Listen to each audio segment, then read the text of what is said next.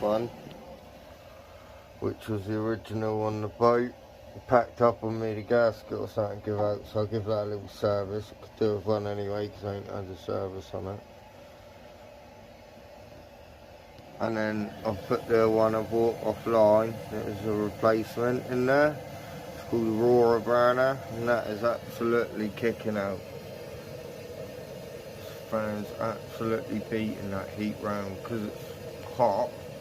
It's making the heat exchanger get extremely hot, so the more heat, more power, more speed, more fan around the boat.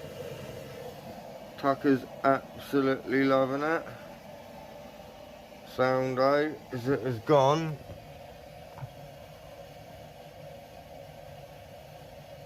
from 5 to, I'd say that's 12 degrees.